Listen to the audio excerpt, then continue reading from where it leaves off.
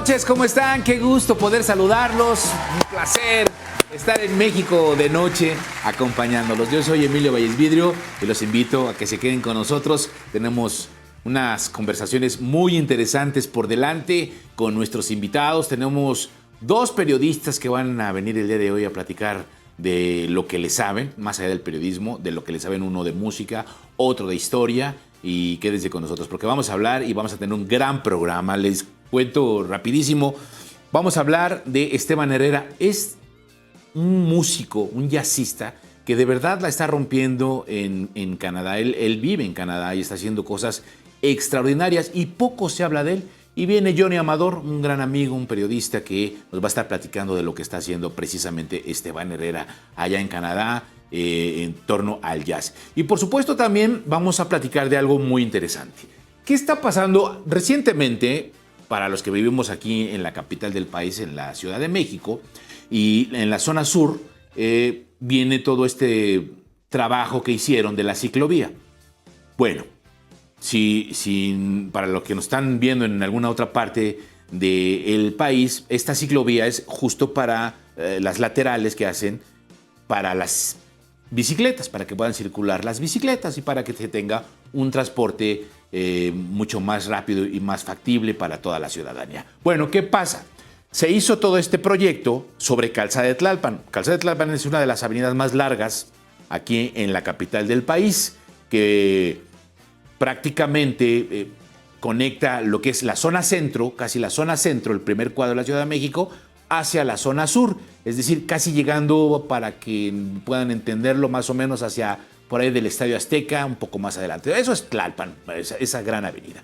Pero bueno, hicieron toda una ciclovía, entonces hicieron los trabajos con la finalidad, insisto, de agilizar la circulación y tener un transporte más eficiente. Pero, para quienes también no lo sepan, Tlalpan se convirtió desde hace varios años en una zona, pues también en donde, además de que hay mucho hotel, mucho motel y hotel, en una zona roja en donde ahí pues trabajan sexoservidoras, o tanto hombres como mujeres que se ubican ahí con ciertos permisos para poder laborar, poder trabajar, trabajadoras sexuales.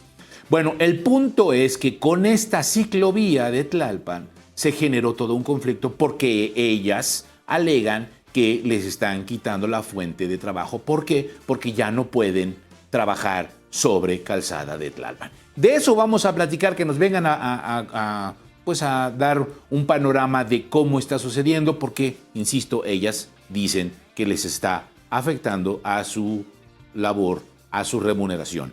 De eso también vamos a platicar. Y bueno, ojalá no les apliquen la ley de Herodes, ¿no?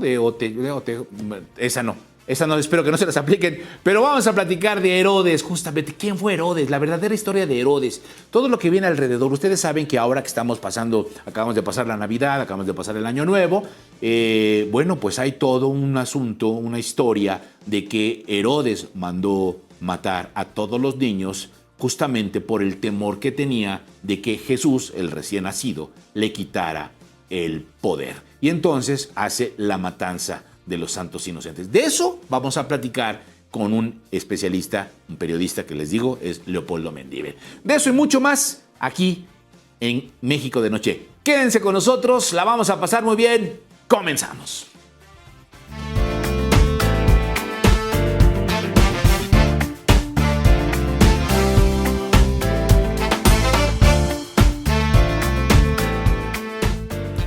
Bueno, pues comenzando ya de lleno, vamos como siempre ¿les parece? A ver unos videitos que, miren, algunos nos hacen reír, otros nos hacen reflexionar, ninguno que nos haga llorar. No tenemos por lo menos hoy ninguno que nos haga llorar, pero vale la pena por lo menos tomarlo de buen humor y algunas lecciones en torno a lo que vamos viendo y lo que vamos conociendo a través de las redes sociales. Algunos se hacen virales, otros no, pero bueno, nosotros vamos de repente por ahí tomando el equipo de producción y un servidor algunos que de verdad nos agradan. Bueno, a propósito de que ya estamos en vísperas de Reyes Magos, de repente entra la nostalgia y dices, ahora con toda la tecnología, con todo lo que hay, pues los niños ya piden juguetes muy sofisticados o ya ni siquiera piden juguetes, ya de repente piden la tablet, el famoso teléfono inteligente o todo aquello que tenga que ver con inteligencia artificial y todo aquello que la tecnología y que bueno. Pero imagínense en algunos lugares y de repente ves el video y dices, qué fácil era cuando eras niño divertirte con cosas tan inocentes y tan simples. Vean nada más, además el rollo tecnológico invertido como a la volador de Papantla. Vean nada más, o sea, para los niños esto es lo máximo del planeta. Como que de repente ya perdemos la brújula y sabemos y se nos olvida que a veces es muy fácil divertirse tan simple y sanamente, ¿no? Y vean nada más. Eso la están pasando súper divertidos con especie de volantín medio prehistórico, pero pues a todo dar. Vean el papá jalándolo y de repente las cuerdas se enredan y al momento que se desenredan, ahí viene así el volantín, como los voladores de Papantla. A todo dar. A veces lo más simple puede ser lo más divertido, ¿no? Y yo creo que esas son de las cosas que ahora, justamente en este momento en el que estamos, como les digo, a vísperas de Reyes, no habría que olvidarlo. Bueno, esto es un buen regalo de reflexión. Pero bueno, miren aquí este hombre, lo que le vale y lo que le reconozco es la creatividad para crear un disfraz. Buen humor, por lo menos, al momento de cruzar la calle. ¿Qué tal su disfraz? Está buenísimo. O sea, miren, ¿qué tal su disfraz?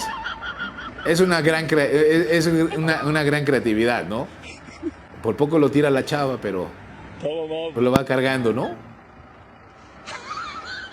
Pero bueno, a veces la creatividad es la que te abre las puertas de muchas cosas.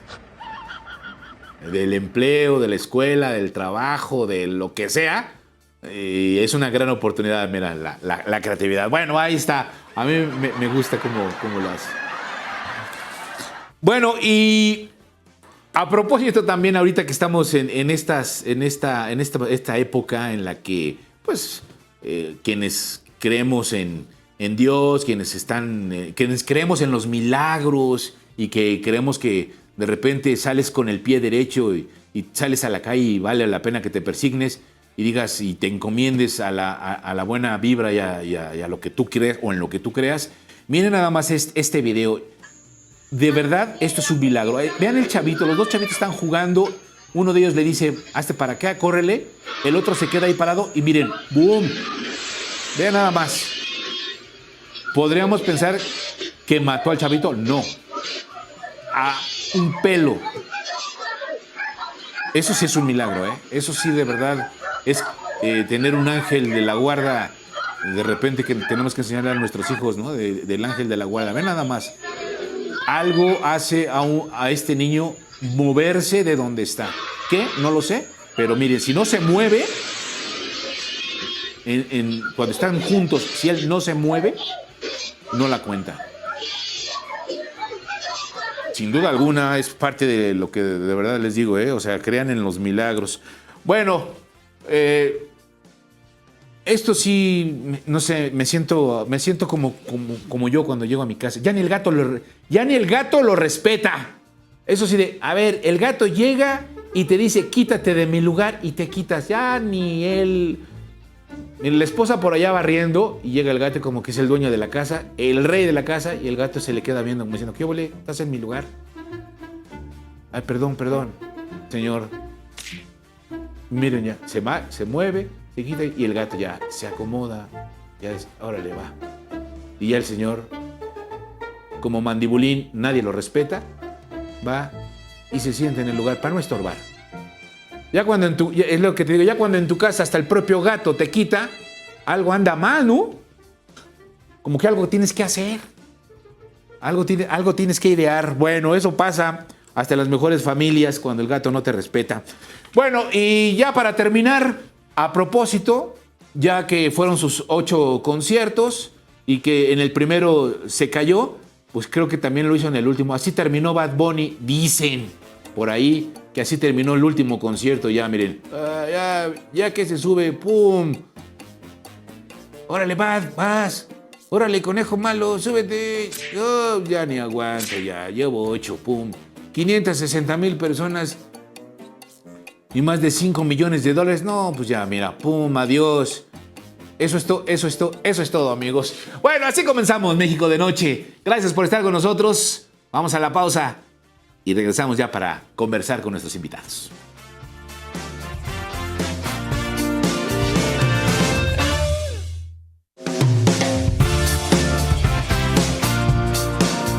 Gracias por continuar con nosotros, iniciando México de Noche, y es un gusto y un placer que nos estén acompañando, que la podamos pasar bien en este México de Noche, porque todavía la noche es larga. Y bueno, pues ya estábamos platicando, iniciando el programa de música, hablando de los compositores, hablando de lo que es parte del legado de nuestro país, grandes músicos mexicanos, grandes exponentes. Y bueno, a propósito de eso, tengo aquí en compañía, aquí en México de Noche en el estudio, a un gran amigo, compañero, periodista, Jonathan Amador, periodista, conductor de Síncopa Blues y Jazz en México. ¿Cómo estás, mi querido Johnny? Qué gusto poder saludarte. Qué gusto estar aquí. Gracias por la invitación, gracias por, como siempre, hacerme partícipe de estos proyectos que siempre tienes, y aquí que con mucho gusto de estar aquí arrancando el año con todo el ánimo y con este nuevo proyecto. ¿Y qué le vas a pedir a los Reyes? Pues ya pensaré. ¿De blues? No, pues a lo mejor, sí, quizás sí, ya pensaremos en algo especial, pero quizá algo de alguna musiquita, algún conciertito. Bueno, pues a propósito de que nos visitas y que te agradezco mucho que estés aquí con nosotros, vamos a platicar de estos mexicanos que tú me dijiste, hay muchos mexicanos que la están rompiendo en el extranjero, que están en otros países y que a veces no se les da el reconocimiento.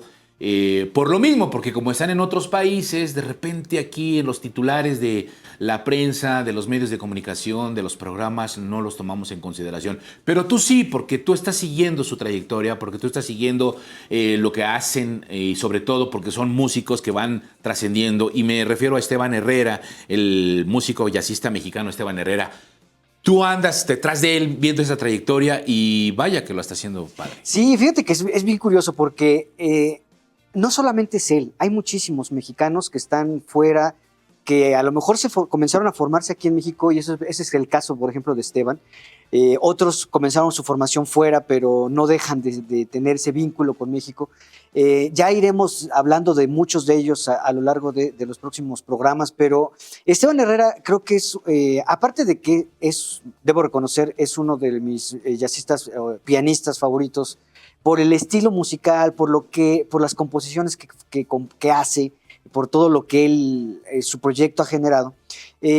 Además es un cuate generacional, es de mi misma edad, y además nos une otra cosa.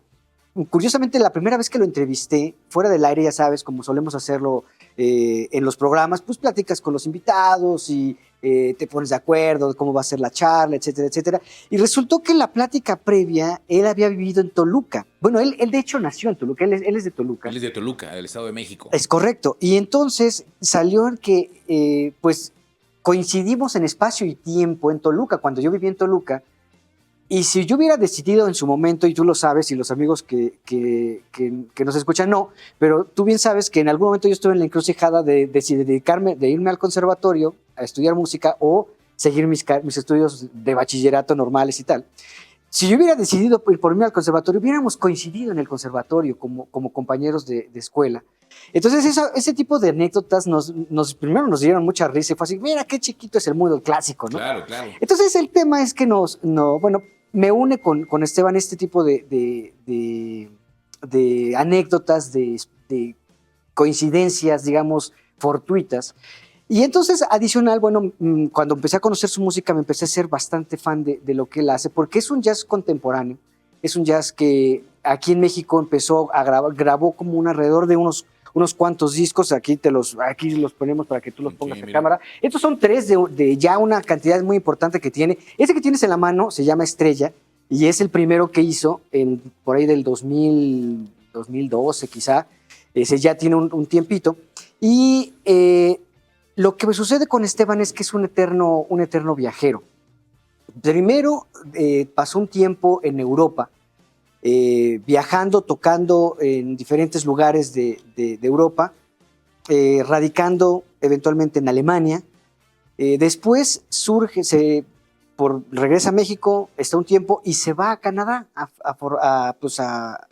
la suerte. Debo reconocer, me lo ha dicho públicamente, al principio no le fue muy bien en Canadá. No le fue bien en el sentido de que fue duro como músico darse a conocer y que la escena lo comenzara a respetar. Tal grado de que tuvo que trabajar de otras cosas que no fueran necesariamente de música, ¿no? Claro, de tocar en lugares o de dar clases. Él es un gran músico, entonces. El caso es que tan gran músico es que por 1 o 2 años estuvo tratando de aplicar a becas que tiene el gobierno de Canadá y el gobierno de Calgary, porque él radica específicamente en Calgary, becas para músicos, para composición musical, por eso no la ganaba, hasta que la ganó y entonces ahí comenzó verdaderamente a mostrar todo el gran talento que tiene para los canadienses, al grado de que actualmente ya ha sido nominado 2 veces a los premios musicales de Calgary, ya ganó 1 y ya fue nominado a los premios Juno, que es el premio Grammy canadiense. Ajá. No lo ganó, pero ya fue nominado como mejor artista jazz en Canadá. Entonces, eso te habla un poco pero ya. Tiene visibilidad, que eso es lo más importante dentro El tema es que aquí en México, pues sí se ubica Esteban en los círculos que conocemos del jazz, pero digamos, hay que partir también del punto de que el jazz no es un género que llene Foro Solis, ¿no? Bueno, que llene ahora el Estadio GNP. Pero bueno, vale la pena que este tipo de músicos que tienen mucha visibilidad y mucha presencia en los países donde llegan a radicar, pues también se visibilice cómo están haciéndolo allá. Y es que eso iba, mi querido Johnny. Tú eres, pues, o sea, eres primero que nada es periodista. Y parte de lo que tú también haces, a eso es importante mencionarlo, tiene un programa de radio hablando justo se llama Síncopa Blues. Y justo hablas de todo esto, de este género, del blues, del jazz, bueno, de estos 2 géneros, del jazz, del blues. Pero me parece que en México, tú dime, no hay un gran público jazzista. No sé si por desconocimiento, no sé si porque tampoco tenemos pruebas, sí tenemos expositores, porque vienes a hablar precisamente de uno de ellos, pero como que no, siento que no es como la música popular que nos caracteriza para decir, mira, es que va a estar fulano de tal en el auditorio, y ahora va a tocar. O sea, no nos da. O sea, me llama la atención que un concierto de Bad Bunny sí puede meter 560,000 personas. 8 estadios GNP, que es muchísimo. 8, sí, a reventar con boletos en más de 8,000, 9,000 pesos, 10,000, 12,000 pesos que llegué a ver. Y que digas, a ver, hay gran talento mexicano en el jazz, en el blues, pero tienen que tocar en un foro, quizá en el Lunario, para 200 personas. Claro. ¿No? Fíjate que hay un meme muy bueno, que muy viejo, por cierto, que de hecho no es tan meme, pero bueno, o sea, ahora con esto ahora se puede decir que es meme, ¿no? Pero era una publicación que hace mucho bien en redes sociales, en el que decía, un músico, un rockero, toca 3 notas frente a 30,000 personas. Un jazzista toca 30,000 notas frente a 3 personas. ¿No? O sea, sí, claro. Y y creo que es muy cierto y habla de lo que te decía. O sea, el jazz ni siquiera en Estados Unidos, que es la cuna de este género que se formó hace ya más de un siglo, de la fusión de muchas culturas, franceses, mexicanos, allá en Nueva Orleans, obviamente los mismos estadounidenses, pero también los negros, afrodescendientes de Estados Unidos. Nunca, ni siquiera en Estados Unidos es una música que arrase masas. Digamos, a lo mejor en Estados Unidos tiene un público mucho más robusto que en México. Pero en México, déjame decirte que pareciera que no, pero hay un público que sigue la escena y que sigue ahí que le gusta el jazz. No va a llenar un estadio GNP ni 8, pero sí va a los foros pequeños, sí va a los lugares, sigue a los artistas. O sea, sí lo existe, pero muy pequeño. Entonces es muy chiquito. Creo que valdría la pena que con apoyos, con impulsos, bueno, pues esto creciera, porque hay mucho talento mexicano. Hay muchos jóvenes que ahorita salen de la Superior de Música o de la Facultad de Música de la UNAM, o de las escuelas privadas, y traen mucho talento y de pronto no encuentran estos espacios o de pronto no encuentran estos apoyos y se quedan ahí, ¿no? Se quedan ahí como estancados o se van al hueso, como los músicos dicen coloquialmente, que es ir a tocar con Emanuel, con Mijares, con, Que eso ¿no? es Que triste, ¿no? que es válido. Y Pero triste. hay muchos, sí, o sea, cuando nada más te dedicas a eso, pues puede ser que sí. Pero, por ejemplo, déjame decirte que hay muchísimos jazzistas que están detrás de artistas pop y que muchas de las músicas que suenan de pronto bien es gracias a los arreglos o a las ideas musicales que estos jazzistas incorporan. Betuco, Roberto Arballo, es un jazzista de hace muchos años, de la vieja guardia. Bueno, no le voy a decir que es de la vieja guardia porque si nos está viendo me va a decir de cosas. Te lo va a meter. Pero bueno, ya es una persona que estuvo incluso detrás del Loti mexicano, que estuvo en Los Ángeles trabajando mucho tiempo al lado de músicos como Claire Fisher, que si ustedes no ubican a Claire Fisher, pues es el autor de The Morning, Una Mañana, ¿no? Ese es el autor de esa canción. Que la canta José José. Claire Fisher, que la hizo famosa aquí José José, pero Claire Fisher la hace versión jazz, bueno, la hace jazz, junto con otros mexicanos, por cierto, que son los hermanos Toussaint. Bueno, pero es otra historia, que ya la contaremos. Que también habrá que hablar de Cecilia Toussaint. Sí, pero también. Bueno, que entra de todo eso. Y el caso es que, por ejemplo, Betuco estuvo detrás de muchos arreglos de Timbiriche en los 80, por ejemplo. Y Betuco tiene un gran proyecto que se llama Wet Paint, Jazz Fusion. Y es un proyecto muy personal en el que hace jazz, en el que hace funk. Muy buenísimo, buenísimo, buenísimo. Entonces, como este tipo de músicos mexicanos que se dedicado al jazz, también están detrás de gente. Pepe Hernández, un tremendo bajista, es el bajista de Manuel, que también le hace arreglos.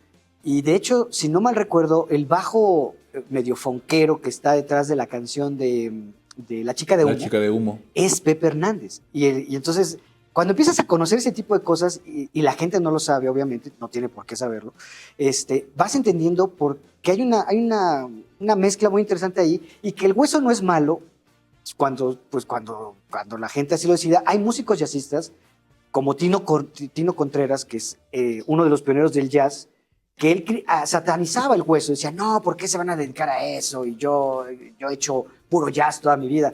Perfecto, lo hizo todo el tiempo y tocó en Grecia, tocó en Europa, en 1000 lugares, cuando muchos mexicanos no salían a tocar en los años 50, en los años 60, mejor dicho.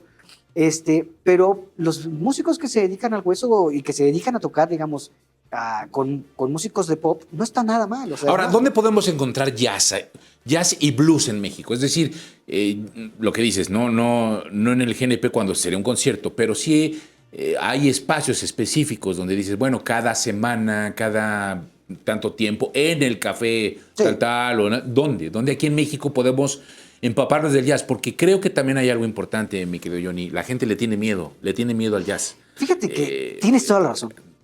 Creo que mucha gente, y me ha tocado casos que te dicen, es que no voy a mencionar, pero hace no mucho en el lugar donde trabajo, que tú sabes dónde, se me acercó una chica y me dijo, oye, es que, bueno, me preguntaba que iba a ir a un concierto y tal, y que cómo era el código de vestimenta y tal, cosas así como que de pronto hay mucho temor a enfrentarse a algo quizá relativamente desconocido. Y elitista que creen, ¿no? Exacto. Creen que es elitista. Y ese es algo por lo que tenemos que luchar todos los que queremos este género, que es decir, a ver, sí, el jazz comenzó, vamos, seamos claros, o sea, el jazz comenzó en el Arrabal. O sea, el jazz sonaba en la zona roja de Nueva Orleans. Ahí comenzó el jazz, ahí surgió el jazz, para bailar, para divertirse. Y efectivamente el jazz comenzó un camino de este punto del Arrabal de Nueva Orleans, de la zona roja, en donde estaban las prostitutas y los bares y esto, etcétera, etcétera, a surgir un camino, a crear un camino al academicismo, llamémosle. Entonces, por un lado, tenías en los años 40 el sonido bebop, ¿no? El sonido pues no le voy a llamar sucio, pero un poco más sofisticado que el jazz de los años 20, porque era un jazz que ya empezaba a sonar como que le empezaron a meter sonidos afrolatinos, un jazz que era mucho más rápido, que era un jazz mucho más complejo estructuralmente, que ya no nada más necesariamente era para bailar, sino también era para escuchar solamente. Y de ahí se traslada a un jazz, con Miles Davis, por cierto, a un jazz mucho más de academia, mucho más de salas de concierto, ya no para bares o para antros o para lugares de centros nocturnos. Y eso es lo que empieza a generar como este cierto elitismo así de, no, si vas a escuchar jazz, pues tienes que ser un conocedor y tener la mente, ¿no? Y haber leído 50 libros de... No. Creo que tenemos que luchar contra esa idea de decir, no, espérate, el jazz es para quien quiera escucharlo. Y muchas veces escuchamos jazz sin saberlo. En las caricaturas, en las películas hay muchísimas. En las caricaturas tú y yo crecimos escuchando jazz, sí, claro, en los Merry Melodies. Y lo mismo que la música clásica. El único problema es que no lo conocemos. Exacto. Y de repente hay como este ambiente en el cual te hacen eso.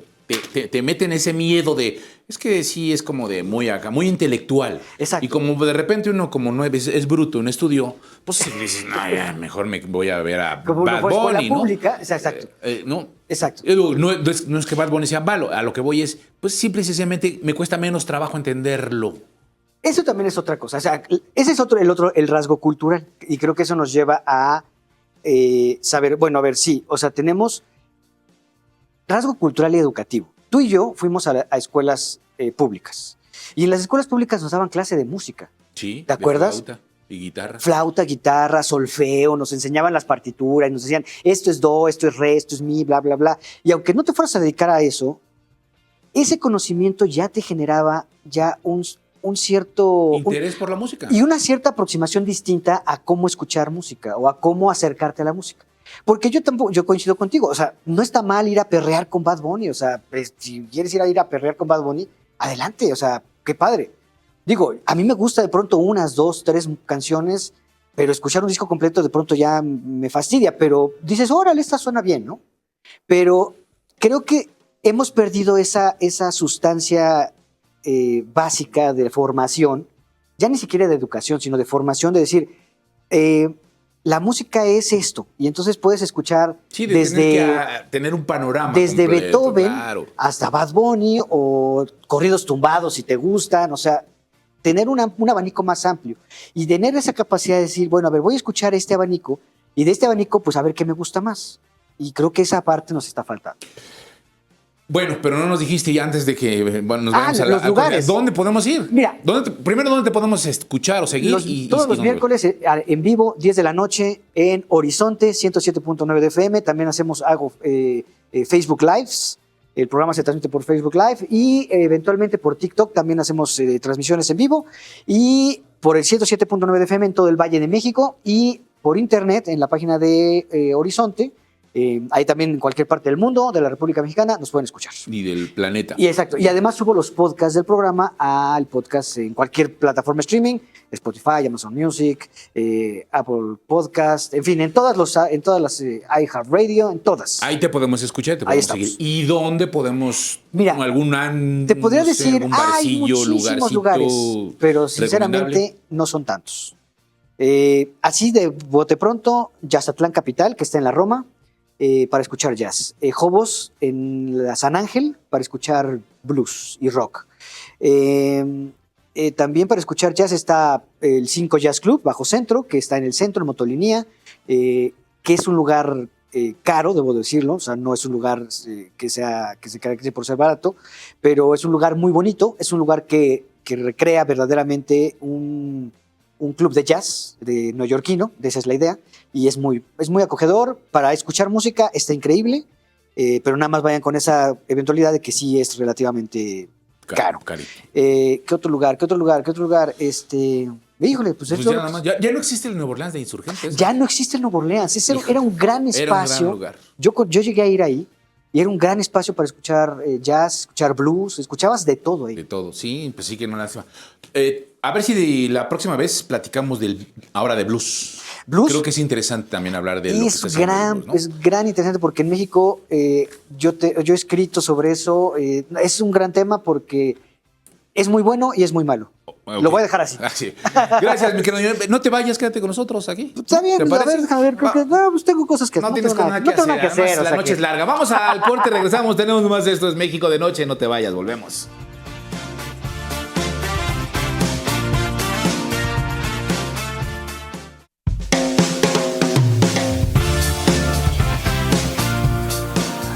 Bueno, seguimos en México de Noche. Gracias por estar con nosotros y seguirnos a través de las redes sociales. Escríbanos, de verdad nos complace mucho cuando leemos sus mensajes y sus comentarios, las sugerencias, opiniones. Claro que de verdad lo apreciamos. Y bueno, vamos a platicar ahora, ya lo decíamos al principio del programa, de esta problemática que está existiendo.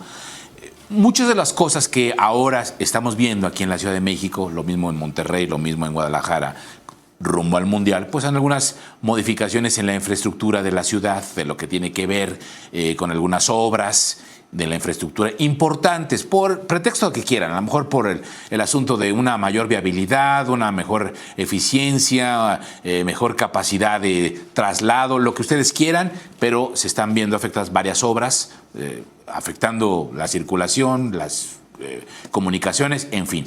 Eso sucede, y nos lo decían en algún momento la gente que vive en Guadalajara, que ahora con todo lo del Mundial, pues están haciendo, con lo de los estadios y todo, están generando muchas obras. Lo mismo sucede, les digo, en Monterrey. Aquí específicamente en la Ciudad de México, en la capital del país, al principio les decía que se hizo una obra importante sobre Calzada de Tlalpan.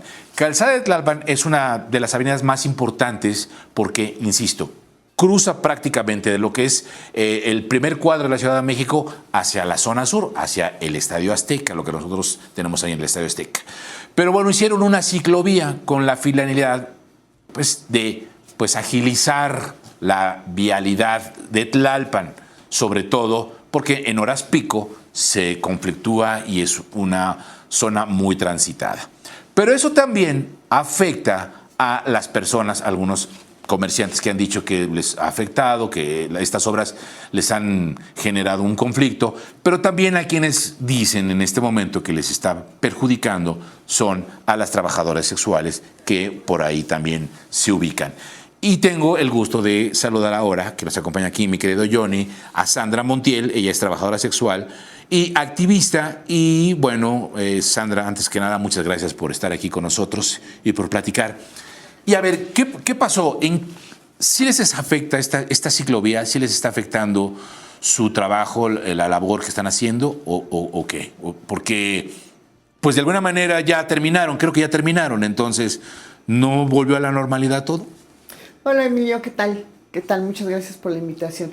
Pues mira, toda esta problemática se empezó desde, pues hace unos 5 meses, Ajá. Pues cuando la noche a la mañana, ¿verdad? Vimos que empezaron a llegar pues los camiones con los materiales, los trabajadores. Entonces, pues muchas de las compañeras empezaron a ver afectadas, ya que precisamente en sus zonas de trabajo, pues se estacionaron, ¿no? Con los materiales, cuando empezaron a levantar las banquetas, teníamos a un lado, pues los escombros, del otro lado la arena, del otro lado la grava. Entonces, pues cuando llegaba algún auto para platicar, hacer el trato con las compañeras, pues no teníamos, o no tenían más bien el cliente, ¿no? A dónde estacionarse.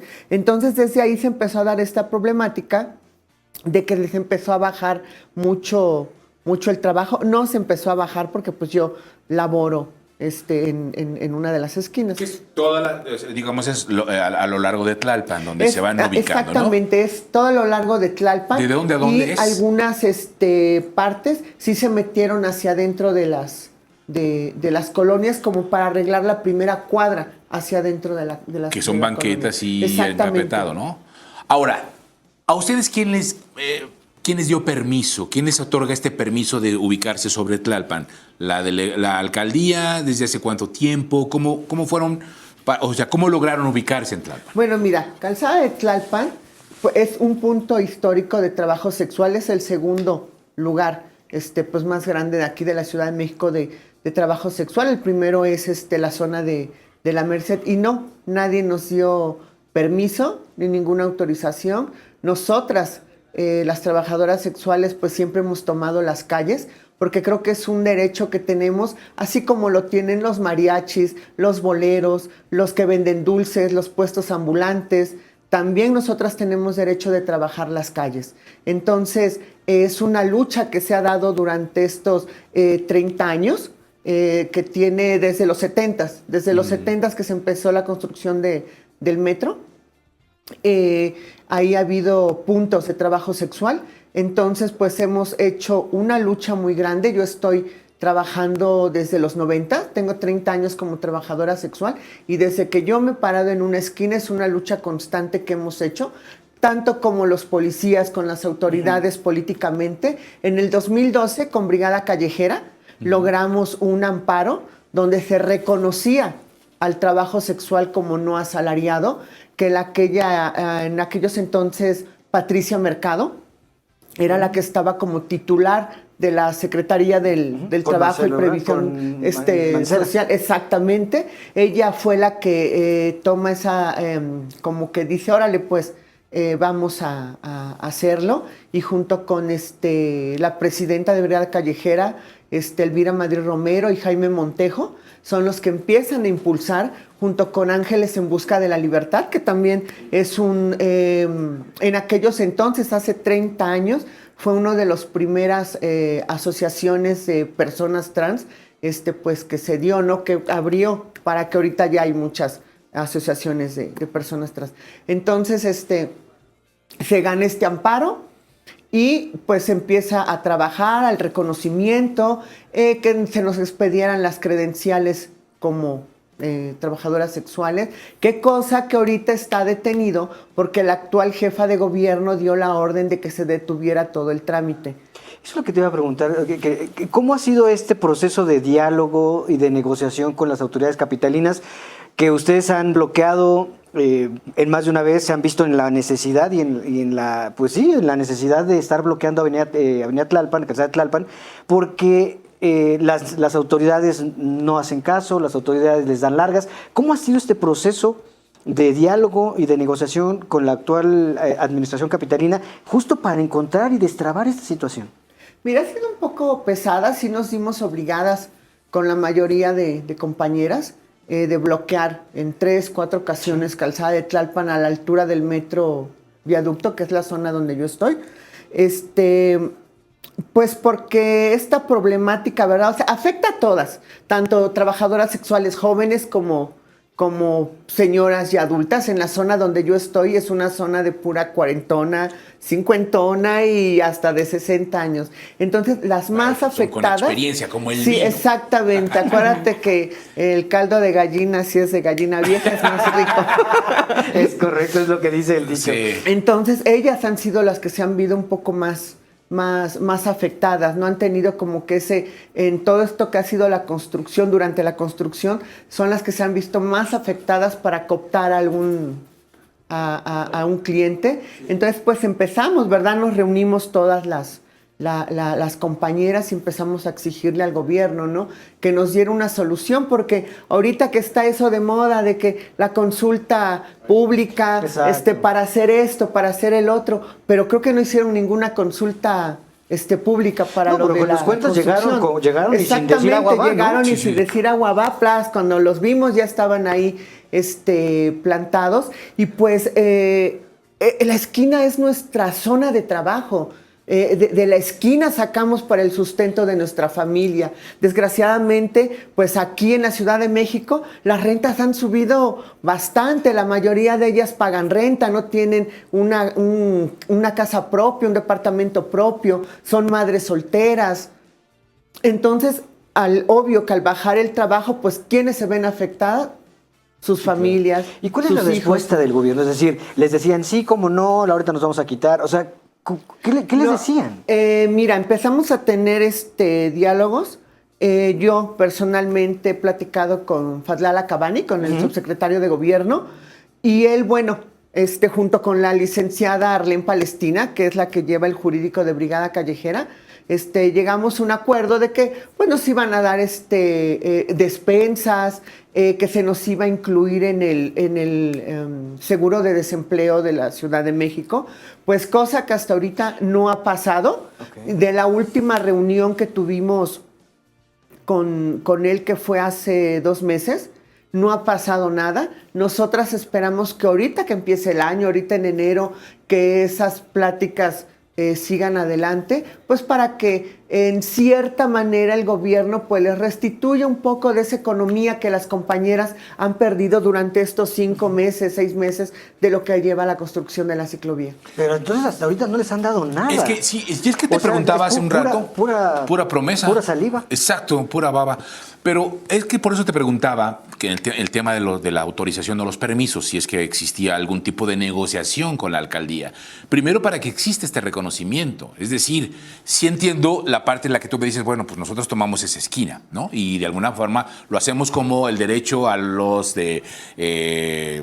comerciantes, pero a donde yo entiendo, por ejemplo, para poner un puesto en la esquina necesitas un permiso de la alcaldía, ¿no? Entonces, a mí lo que me llama la atención y me preocupa en esta parte es, si ustedes no tienen ese permiso y este reconocimiento por parte de la alcaldía, pues al final de cuentas llegan con sus máquinas y las ignoran porque no tienen ese permiso. Si lo tuvieran, o si hubiera una negociación directamente con la alcaldía, pues en ese momento es de, espérenme, las tenemos que reubicar o los tenemos que mover hacia una parte, o mientras estamos trabajando lo que vamos a hacer es que ustedes se les dé una compensación. No lo sé, pero al no existirlo me parece que también por eso tienen este... Bueno, mira, cuando se gana el amparo, que fue una orden de una jueza federal, se estipulan los lugares donde trabaja uno.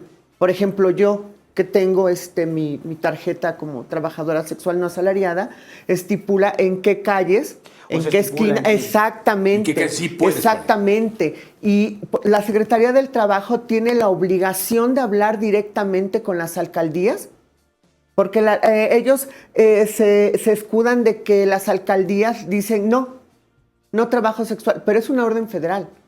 Y ellos tienen la obligación de decir, a ver, aquí esta orden no se está acatando, que es federal, y ustedes tienen la obligación de cumplirla. Porque como te comento, están estipulados los puntos, las colindancias, con qué calle, sobre la avenida, la calle de atrás, o sea, todo.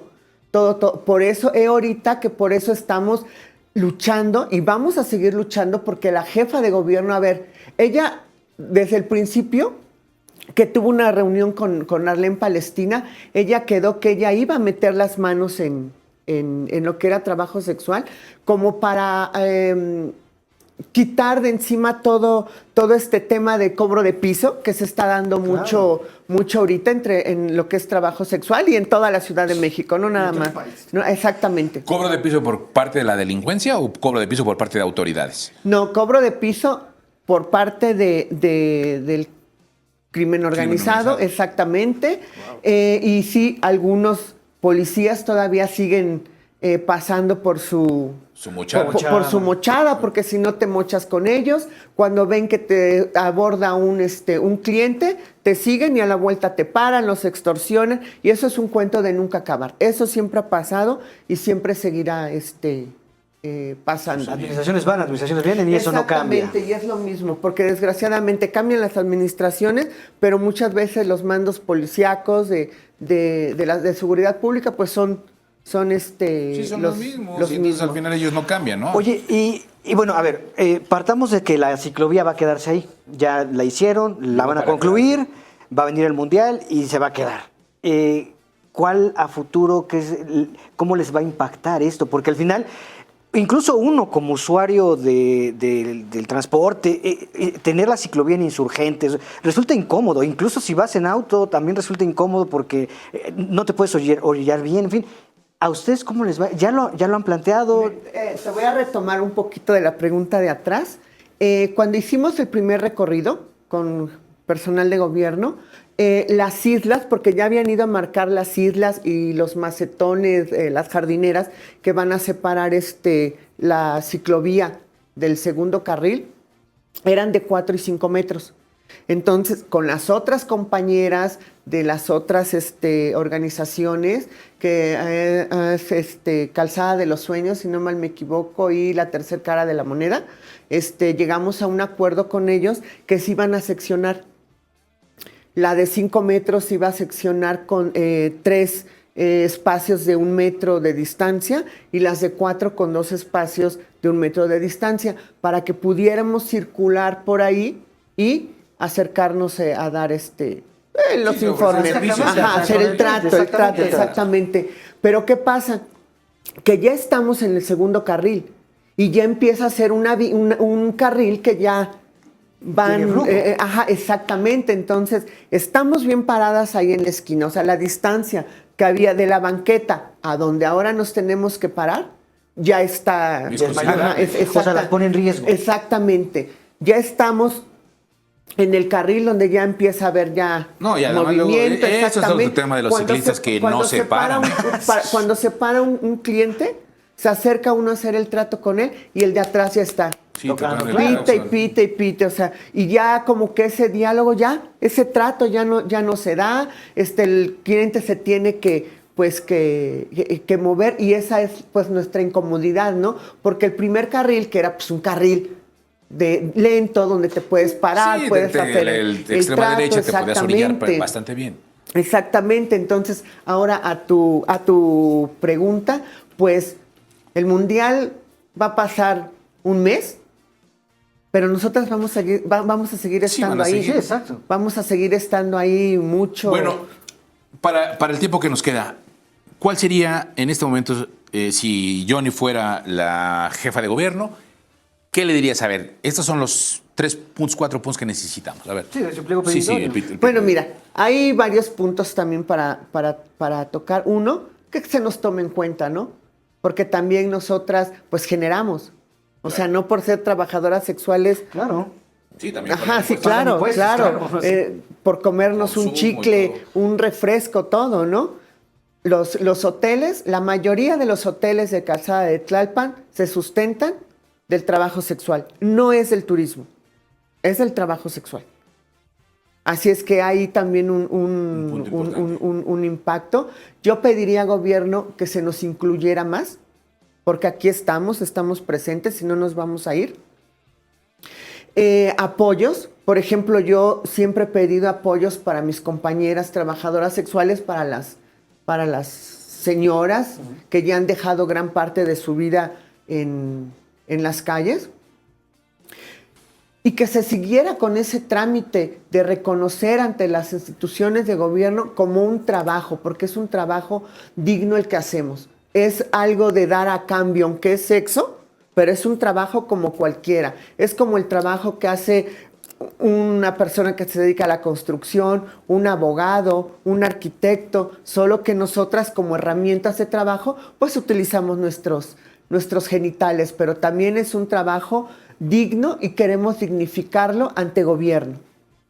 Pues yo te agradezco mucho, Sandra Montiel, trabajadora sexual y activista, que hayas estado con nosotros, que nos hayas platicado todo esto. Ojalá, cuando tú quieras, regresa y puedan regresar más para que algunas de tus compañeras, pues para que nos platiquen de cómo está la situación. Vale la pena porque sí creo que es un tema que hay que visibilizar y que desafortunadamente no sucede y que creemos que si no hablamos de él, no existe. Y eso es lo más triste, ¿no? No, muchas gracias por la invitación y pues solo recordarle a las autoridades que si nos siguen negando ese trámite, vamos a seguir estando en la clandestinidad y va a seguir habiendo lo que es trata de personas, que los también muy, muy pegado, los abusos por parte de las autoridades. Entonces, pues ya basta de eso. Estamos en otra época donde se tiene que reconocer nuestro trabajo como legal. Gracias, Sandra Montiel, trabajadora sexual. Y todo esto para que al final la selección mexicana ni gane. No pase ni siquiera la siguiente fase de partido. Grupos, o sea, qué cosas. Gracias. Nosotros vamos a la pausa, regresamos. Esto es México de Noche. No te vayas, volvemos.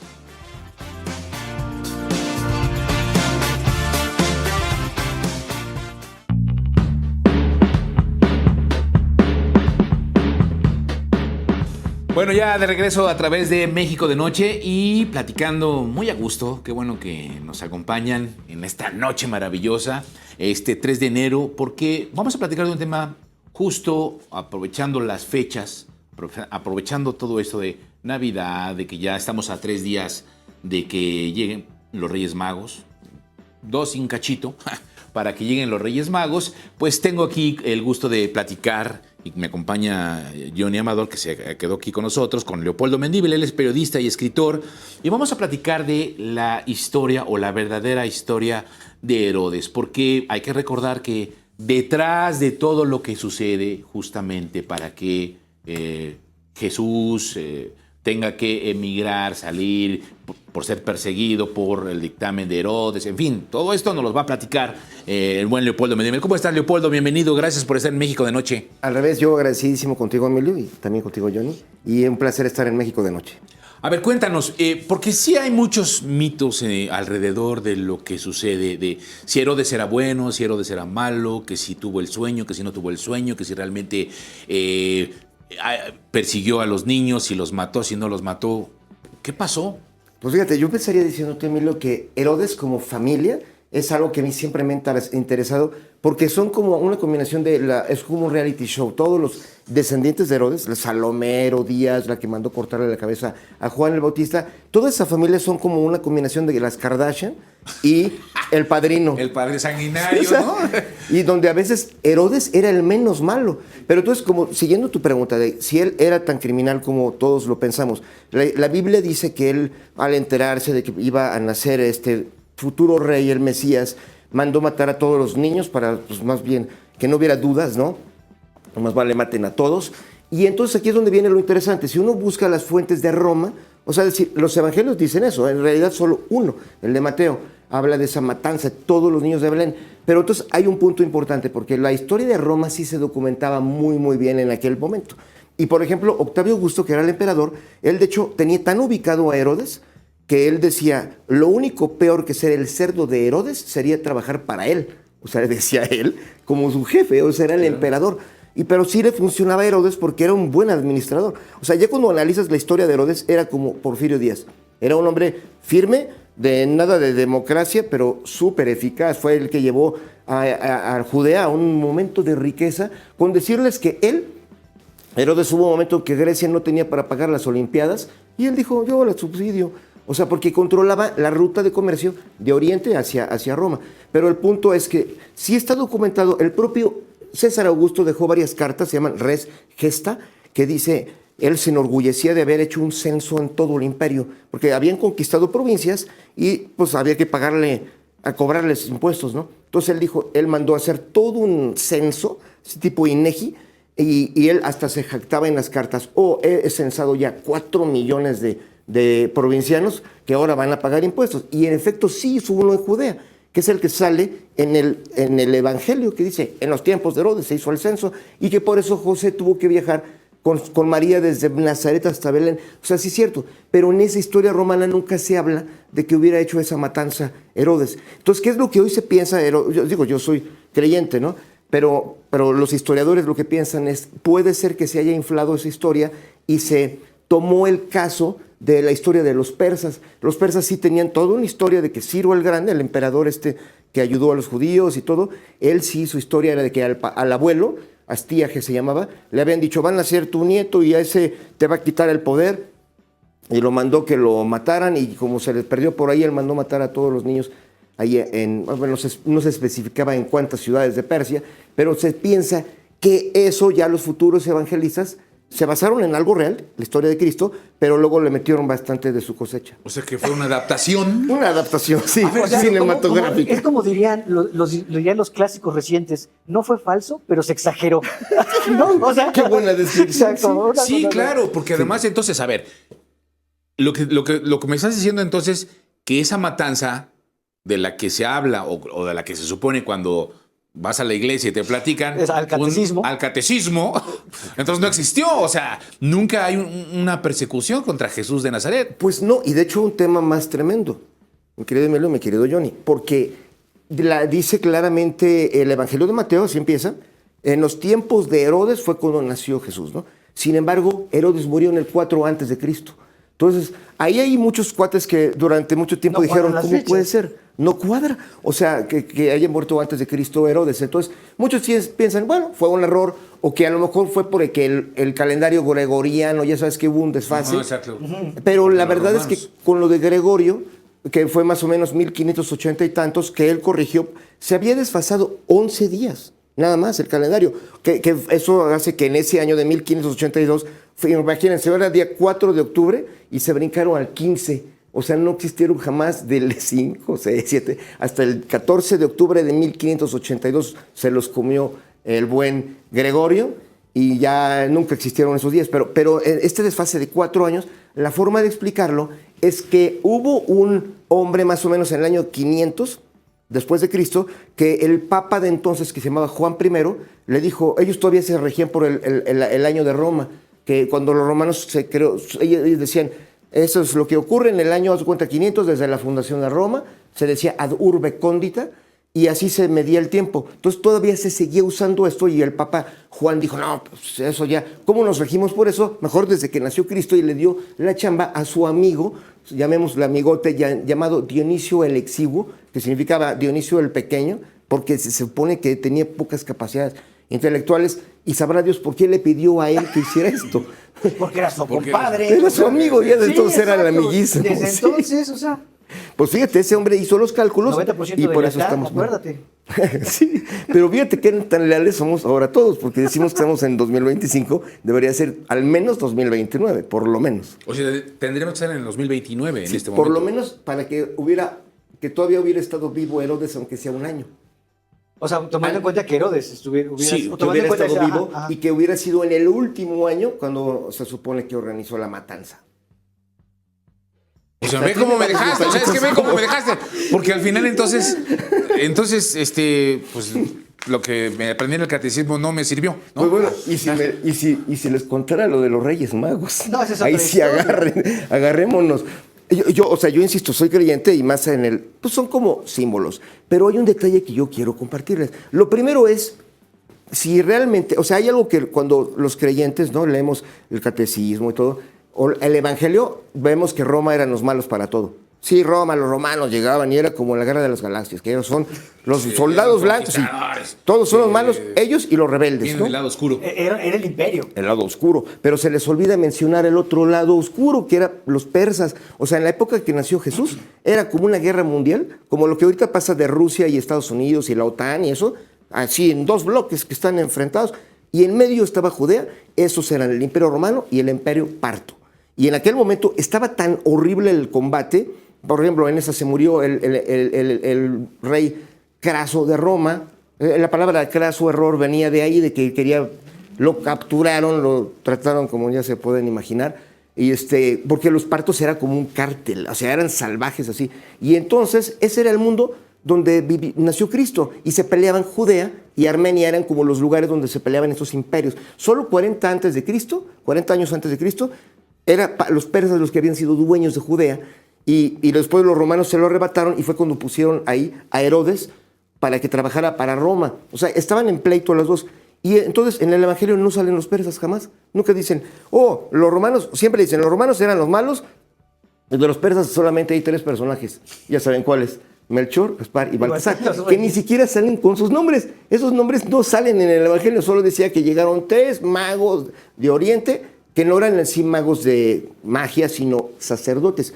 Pero la pregunta es, porque se supone, eso solo lo que los historiadores se preguntan, ¿por qué si ellos llegaron, y insisto, yo les voy a pedir a los reyes también, que nos vaya bien en 2026, este año, ¿no? Esa intención es buena. Y a ver si me hacen caso, por favor. Pero el caso es que ellos vinieron con la idea de que iban a ser un gran rey, hay que protegerlo, cuidarlo, sabiendo que iba a estar en un lugar hostil. Y le dieron regalos y luego después se fueron y ya no aparecen.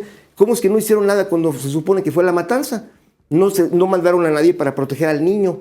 Y luego dejaron que se crucificara a este líder. Y nunca se vuelven a aparecer. A su inversión de la mirra y todo eso. O sea, ¿por qué no que le hicieron seguimiento a Jesús? Has pensado como un verdadero financiero, hombre de negocios. Sí, totalmente. Claro. O sea, invirtieron su mirra, ¿qué más le dieron? Oro. Oro, incienso y mirra. Incienso y mirra. Y pues tenían que haberle dado seguimiento a su inversión, así de a ver qué va a hacer este muchacho. Ajá, pero además, Claro. pero más allá de eso, perdón, buen la análisis pregunta es un poco irónica, pero ¿para qué servía la mirra y para qué servía el incienso? Bueno, el oro te lo creo, porque bueno, finalmente es parte. tengo entendido que fíjate, eran símbolos, ¿no? Ahorita fíjate qué interesante, porque la verdad yo no lo había pensado, pero ahora hasta que Johnny lo mencionó, si lo que necesitaban era un lugar para que naciera el bebé, ¿por qué no con ese oro pagaron todo el hospedaje en el mesón donde no los dejaban entrar. Sí, exacto. Para que nacieran en un algo pesebre. así. Y nos tienen 2025 años después, os pido posada, ¿no? O sea, qué traza, o sea. Pero fíjense, ahí les va la peor. La peor. Porque claramente, ¿qué es lo que hoy se piensa? Y la verdad, yo sí me adhiero a los que han estudiado cómo, mucho a la mera hora de cómo quedó el libro del Apocalipsis, por ejemplo, que es después de los 4 evangelios, es el libro más famoso. Todo el mundo habla, cuando sea el fin del mundo y el Apocalipsis. Y ahí les va. Un papa, Dionisio el Grande de Alejandría, en el año de 250 después de Cristo, él dijo, no pongan el libro ese llamado Revelaciones o Apocalipsis, porque es falso, y eso lo hicieron los persas. Está la religión persa. Y sí se sabe que después de que murió Jesús, los persas empezaron a mandar tipos a que dijeran, yo conocí a Jesús, yo conocí, y él dijo tal y tal, al grado que en el libro de Hechos de los Apóstoles, que es parte del Evangelio, ahí dice cómo Pedro se agarró a golpes con 2 de ellos y dijo, ustedes no estuvieron con Jesús, impostores. Uno se llamaba Bar Jesús y el otro Simón Magus. ¿Qué es lo que se supone que...? O sea, si uno ve solo la historia que dice la iglesia, no se entiende por qué estaban esos tipos ahí. Claro. Pero si uno lee la historia de Irán, o sea, yo he buscado con historiadores de Irán, ellos dicen, no, ellos estaban porque era una misión de Estado de los persas, que dijeron, acaba de haber una rebelión contra Roma, hay que meternos porque esa rebelión fue un hombre que era Cristo y hay que infiltrarla y para que ahora estuvieran contra Roma, o sea, una guerrilla. Y entonces, pero más allá, entonces, ¿qué es lo que se piensa? Que incluso tal vez estos 3 magos fueron injertados después. Y por si todavía tuvieran dudas, imagínense, pasaron 300 años y en el año de 320 y tantos ya estaba Constantino y él tenía el reto de que, bueno, el Imperio Romano estaba partido en 4 pedazos, tuvo que pelearse con sus hermanos para volver a crear un Imperio Romano y había 3 religiones, los mitraicos, el paganismo romano y el cristianismo, y dijo, está pegando el cristianismo y que sea la religión oficial. En el Inter, su mamá se va a la zona de Judea y de repente llega regresando. ¿Qué creen que me encontré? Los cadáveres de los 3 reyes magos. O sea, 300 años después. Ay, no. Esto, bueno. literal, Elena, la mamá de Constantino, es la que dijo que encontró los cadáveres de los reyes magos. Y no solo eso, sino que hoy, si quieren, están enterrados en la Catedral de Colonia, en Alemania. Ahí se supone que están. Ahora, No, bueno. la pregunta es esta. ¿Cuál era la necesidad, por ejemplo, explíquenmelo ustedes dos, a su sapiencia, de por qué insertar a los Reyes Magos? ¿Por qué de repente la historia mete a los Reyes Magos? ¿Por qué modificar lo de Herodes? ¿Por qué esas modificaciones? ¿Cuál viene siendo el objetivo al final de cuentas? Creo que yo me atrevo a dar una hipótesis y ya me la confirmará mi querido Polo, pero, o sea, la construcción de la iglesia como religión está sustentada justo en estos escritos de gente que muchas veces ni conoció a Jesús. Entonces, para darle sustento a la institución como tal, creo que tuvieron que echar mano, como bien dice Pueblo, de muchas cosas que muchas no eran falsas, pero las exageraron, o muchas otras se las inventaron. ¿Tienes Secreto Vaticano? Secreto Vaticano, Secreto 1910 sobre la Revolución Mexicana que los gringos financiaron, Secreto 1929 sobre cómo surgió el sistema político de México, luego Secreto R o Rockefeller, Secreto Pemex y Secreto Azteca. Básicamente los aztecas hicieron lo mismo, porque también era con decirles que Huitzilopochtli empezó a existir desde que un emperador, que era Itzcoatl, él dijo, yo necesito que ahora los mexicas sean superiores encima de todos, y entonces que haya un nuevo dios. Y eso no lo digo yo, lo dice Eduardo Matos Moctezuma. De eso nos vienes a platicar otro día, pero bueno, vamos a terminar porque nos quedan 3 minutos. Entonces, ¿cuál es la historia entonces? Bueno, habría 2 razones. Una, ¿por qué los Reyes Magos? Eso sería por una razón, que es porque los persas, o sea, está probadísimo, y ahí está el libro de Secreto Biblia, es el análisis ya pormenorizado de todo esto. Los persas tuvieron una verdadera ingeniería social de cómo meter religiones al Imperio Romano para desbaratarlo desde adentro. Lo hicieron desde antes de Cristo con una religión llamada el mitraísmo, al grado que los soldados romanos se volvían de Mitra y decían, yo ya no obedezco al general porque yo sigo a Mitra, mi amigo. Y Octavio Augusto investigó quién era Mitra, de dónde salió esa religión, eran los persas. Y después lo siguieron haciendo después de Cristo con San Agustín, con el maniqueísmo, también fue algo enviado por los persas. Pero en la época de Cristo, o sea, vaya, ¿qué es lo que ocurrió? Que al crear ellos como el libro del Apocalipsis, dijera que se parecía a la religión zoroastrista de los persas, pero decía que el demonio era nada menos que un monstruo con 7 cabezas que equivalen a 7 colinas, o sea, Roma, y que venía vestido de color dorado con púrpura, o sea, el emperador romano, y para colmo dicen que su nombre es, al que tenga entendimiento, 666. Todavía hoy mucha gente dice, ¿quién será el 666? No, ya se sabe quién era. En gematría hebrea era el nombre de Pablo Nerón. O sea, el emperador Nerón era un como código que en su momento hacían para irradiar entre los cristianos del Imperio Romano, para que ellos se volvieran anti de su propio gobierno. Pero no tiene nada que ver con el diablo ni con la bestia. No, o sea, era como decir... Pero de ahí viene el nombre de la bestia 666. Sí, de ahí se quedó porque todo el mundo se quedó creyendo eso, pero en su momento era un código en el que lo que lograron fue un hecho, que los propios romanos derribaron a Roma cuando se cristianizó. O sea, ellos mismos pensaban que el imperio... Ahí dice que Roma era Babilonia, que es la mujer ramera. O sea, eso fue lo que los persas hicieron. Y por el otro lado, digamos, los que pudieran ser añadidos que tenían que ver con la imagen de Jesús. O sea, hay pruebas de que Jesús existió que son irrefutables, que es lo que escribió Suetonio, luego Tácito y Plinio el Joven, son historiadores romanos que más o menos en el año 100 y tantos, ellos dijeron que sí había existido un hombre Cresto, así le ponían, y que había, pero lo ponían ellos como un hombre que básicamente hizo una rebelión contra Roma. Era un guerrillero. Sí, como hagan de cuenta, bueno, espero Dios no me, yo soy cristiano y espero que no me jalen los pies hoy, pero como William Wallace, el del corazón valiente, algo así. Digo que así lo escribe José Saramago, ¿no? Ajá. Que de eso habla Saramago en su novela. Pero bueno, a ver qué día regresas y platicamos, ¿no? A ver qué día nos vamos a tomar un café, ¿no? Está buenísimo. A ver qué día nos comemos un pollito. O sea, nomás nos faltó aquí el café y las galletas, No, pero hombre, sí. o sea. La próxima vez que vengan, platicamos de los apócrifos. Claro. De los evangelios apócrifos, ¿te parece? Me parecería. Y de Judas y de muchas de la cosas, virginidad ¿no? de María. Exacto, es del un Santo gran tema. Grial, me parece bien. Bueno, pues gracias a Leopoldo Mendívil, periodista, escritor, gracias mi querido Johnny también, periodista. Mil gracias, mi querido Emilio. Y feliz año nuevo. Síganlo. Feliz año nuevo. Que tengan un año feliz todos. Feliz año nuevo, que sea este 2026 de verdad un año lleno de mucha felicidad, mucho éxito, apenas estamos comenzando, y que aún con todo lo que diga Leopoldo y el hereje de Johnny, que los Reyes Magos les traigan muchos regalos. Sí, que les traigan muchas bendiciones. Muchas bendiciones. Gracias, pásenla bien, yo soy Emilio Valles Vidrio y nos encontramos aquí próximamente en México de Noche.